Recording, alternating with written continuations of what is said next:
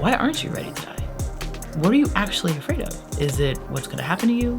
Is it that there's so much unfinished business in your life, or unresolved issues, or things you've never done, or things you've never said? Is it any regret? Is it about my affairs aren't in order, or I haven't quite accomplished X, Y, or Z? I'm like, well, then our work for the next however long is making sure that you're ready to die.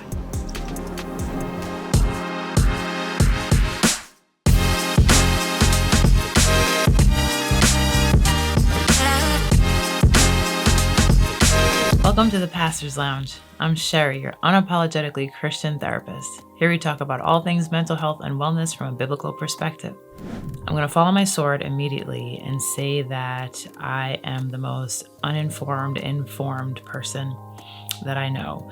And that's essentially what I'm talking about is as it comes to current events. And I do not say this with pride. I say this with a little bit of shame, but complete transparency and honesty for others that are like me, who do not wake up first thing in the morning and watch the news and grab the newspaper and download all the newest information about current events. I am usually the last to know most things.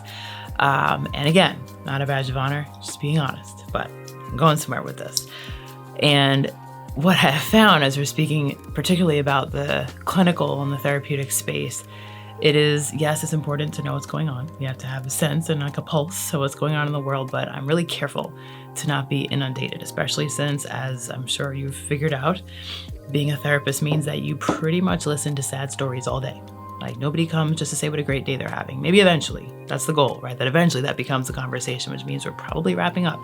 But the first several weeks and months is just about the horrible stuff, right? So that being my pretty much day-to-day experience, I don't tend to prefer in my free time to then inundate myself even further with reminders that the world is messy.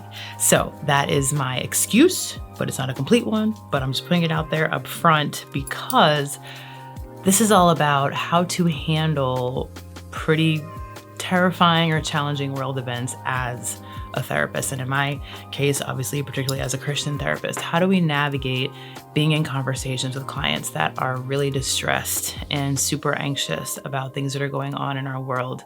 One, just because it's in our face and we're all being impacted by it. And, just how to create a space that is really anchoring, particularly in events that are not isolated to the client, right? So I think we all know one of the major, more recent worldwide events, right? That involved, masks and lots of Lysol. So that, right? We also know about changes in our political climate and changes of office, change of hand, and a lot of high emotions around that. And then, wars and rumors of wars and things going on in our world that, of course, will naturally heighten people's feelings of concern and worry. How do we navigate that? How do we as clinicians offer support to people as they work through something that we are also working through? That's the important conversation of today. And I think one of the first things that come to mind is borrowing a little bit from me, but not completely. In that I choose to not know everything. I choose to not inundate myself for hours and hours and hours on what's going on. I get the cliff notes from my husband and my mom, and I just scroll a little bit like, oh, okay, I have a general idea of what's happening, take a minute, reflect on it, pray about it, and then I'm done. I don't go any further. And what that makes me or what that makes you think of me, I'll just take it on the chin like a big girl. But there's a method to my madness. I don't want to have all of the information. I feel like those that are living that out as their career, people who are in the news media world and have to know everything down to the tiniest detail, and that's what they're being paid to do, you need to know all the details. I need to know enough to know how it's going to impact my day-to-day, especially how it's going to impact the work that I'm doing as clients come in who may lean a little bit more into the information than me and come wearing their anxiety on their sleeve. How do we manage that? Well, first of all, as a Christian, my approach is, if I'm working with another Christian, my approach is always remember, what does the Bible say? Be anxious for nothing.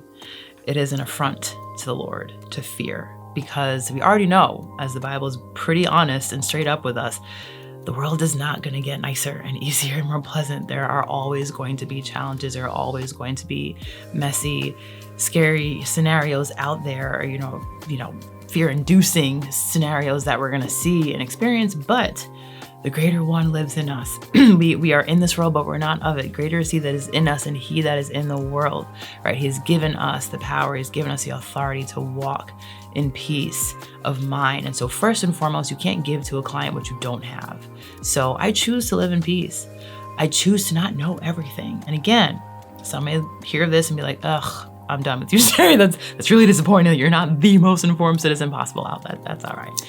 I'm not changing it because I sleep well at night, every night, regardless of what's going on, because I know who holds my world. And so as a believer and as a therapist and those things coming together, can you say that, Christian clinician or clinician in general, can you say that you have peace, that you are not walking around as a ball of anxiety yourself? Because then how are you going to minister to people? How are you going to encourage them and anchor them when they're coming to you with their concerns? You're like, well, actually, I'm just as afraid as you. So let's kind of help each other out today.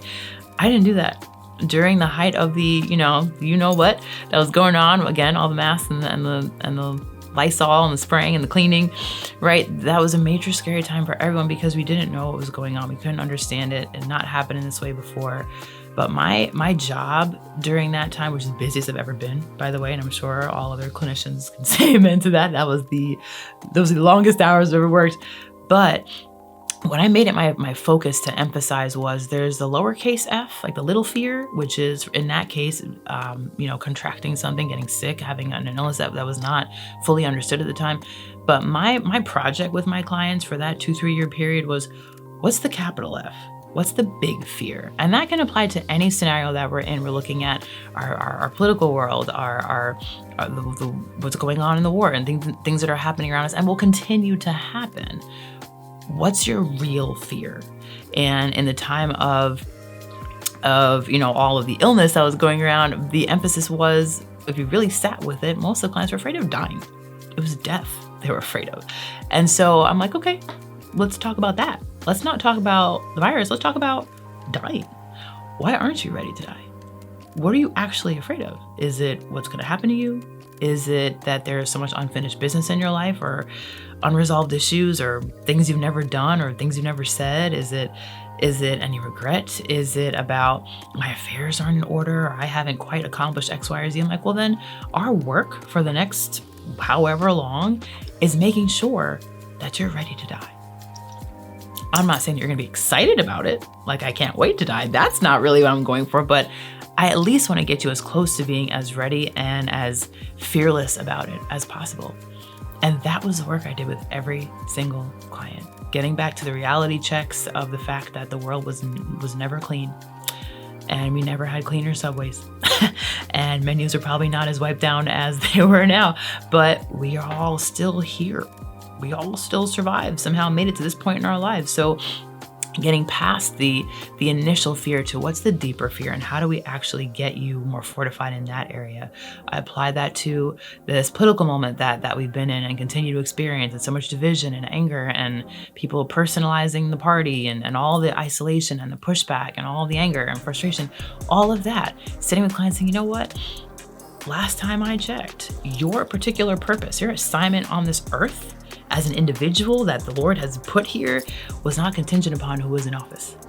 And maybe depending on the work that you do, there's more or less of a connection or an impact to your day-to-day, but your personal assignment from God, your mission as a parent, teacher, leader, therapist, whatever it is, artist, whatever God's called you to do, use it. Keep being it. If you're concerned about the way things are changing, well, be the healthy change agent. Do something to bring a healthy impact to the moment. Do your job. Keep doing your job. Keep standing at your post. Keep loving, learning, leading, teaching. If you don't like, the way things are going, then make sure you raise your children in a way that they can be part of the solution. Like, do your job. Stop losing sleep over things that you can't control and that are not meant for you to control. You contribute, you do your part, chips fall where they may, and you keep living because that's your job.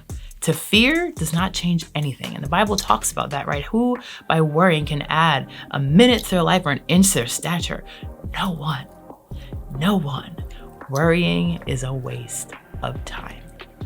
And so I I want to bring this to the table because I think it's important to remember as clinicians, for my clinicians that are watching this, it is our job to be a stabilizing, anchoring force. It is our job to practice what we preach, and especially to my believer clinicians, we're not supposed to walk in fear. We have the word of God. We have the greater one on the inside. We have Jesus with us. That is what we're supposed to represent. And if you are just as fearful as your clients, if you are losing as much sleep as they are, I challenge you to take a minute and find out why that is. And maybe get into your own therapy and start to work through and address just where you are spiritually to make sure that when you step back in front of somebody, you can actually offer a hope and solution that you are living out yourself. And for just anyone else who's watching this, right, as you are aware and probably more informed than me about what's going on in the world, remember that at no point is the world going to be perfectly peaceful. And I think part of what frustrates people or what gets people so worked up is like, oh, look at this, another tragedy, another injustice, another issue, another problem. It's like, I guess part of what protects me mentally is that I don't expect it to be any different, right? I don't actually sit and wait for a day where there are no problems, because that day is never coming, folks. We're always gonna have something going on that is unfortunate, because we live in a world with messy, unhealed people doing what messy, unhealed people do. So until that changes, which probably won't be till we're all not here anymore, our job is simply to be part of the solution. Knowing your purpose, walking out your purpose with intention and with passion is truly the bigger solution than you worrying and trying to figure out all the details and inner workings of what's going on in politics and in wars, and you just trying to become an expert and just be inundated with the information all day long. What are you actually solving? What are you fixing? Is that your job? Some people, that is their job. And if you're doing it, wonderful, more power to you. Thank you, right? All our people who are serving, our people who are in the military, people who are in these different positions of power and trying to make change and trying to bring wholeness and safety, we thank you, we appreciate you. But to the rest of us normal folks out here just doing our little part to play in our different positions, play your position well, and don't give up your spot and let anxiety take your place, or fear or worry that you can't do anything fruitful with. Let that get ahead of you. Don't do that. Don't sell yourself short. Don't look at everything from this glass half empty perspective, because it's why do that? Why do that? It's so unhappy over there. I think it's really important that we get back to some realities that, number one, we're never gonna stop having issues. Number two, as believers, it is our job to represent strength and courage. We're allowed to have concerns, but it's anxiety. The Lord says, do not worry. Be anxious for nothing. Not be anxious for next to nothing, but if it's war, or if it's an illness or a virus, you could be anxious then. That's not what it said. There are no exceptions. Be anxious for nothing, but in everything, with prayer, supplication, with thanksgiving, make your requests known to God. That's in the word, Philippians. That's our job. Let's do it well. And for those who don't know the Lord, and you're just holding down your fort in the area of therapy, thank you too. Do your job well. Show strength. Teach coping strategies. Help people focus on what they can control and get out of the space of focusing on what they can't, because that's really paralyzing and unnecessary and unfruitful. So I hope in general, this just helps to bolster people's sense of faith, people's sense of peace, people's sense of being anchored in a time that doesn't feel like it's offering a lot of places to be anchored to. Hold fast to what you know. Facts over feelings. I tell my clients that all the time. In fact, your feelings are not always right. They're just feelings, but they're a little dumb. Sometimes they will attach themselves to things and turn it into a truth that is actually false. So it's important to get to, what do you actually fear? Get to the core of that. Address it. Get yourself back to a place of calm and feeling anchored and feeling like your purpose is still right in front of you, and it's still your job to pursue it, so that whenever anything takes us out, right? Whether it is, an illness, whether it is something disastrous that happens, that we don't know what that's going to be for any of us. But at least if it's going to be this chaos and then boom, we're out of here, go out on top. Go out confident. Go out knowing that I accomplished my mission. I did everything I could. I gave my best every day, so that whenever it's my day, I can say, all right, I've done everything I can. I have laid it all out, and it is what it is, right? I'm ready. You can have that type of peace and confidence, You know how I know? Because I have it. And my husband has it. and those uncles do have it. It's a real place to be.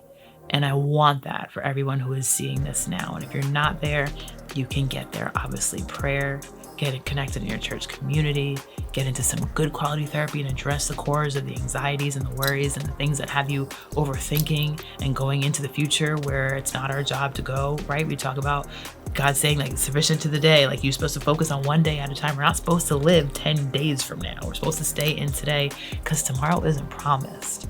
And sometimes, well, not sometimes, anxiety and getting into the worries of the what ifs, right? That's not our place. That's not our dominion over there. And you're going to spend all these years worrying about something and then get there 5 years from now, 10 years from now, and be like, but look, it's not even as bad as I thought. Why did I waste all that time worrying? I saw it in a quote somewhere, I'm sure you guys have heard it, like worrying is praying for what you don't want, right? Let's not do that. So I speak peace over all of you who are watching this. Rest to your souls and to your spirits. Maybe don't watch the news 24/7. Give yourself 15 minutes in the morning, maybe a whole 30 minutes in the evening. If you really, really need to know what's going on, shut it down. Say your prayers. Love on your family. Live your life. Do your job. And leave the rest to God. I sincerely hope this has encouraged you, whether you're a clinician or a client or whoever you are on the other side of this. Let this be a motivation and a reminder to walk in peace. And if so, please be sure to like, subscribe, and share. And until the next time, I pray that you prosper and you are in great health, even and especially as your soul prospers.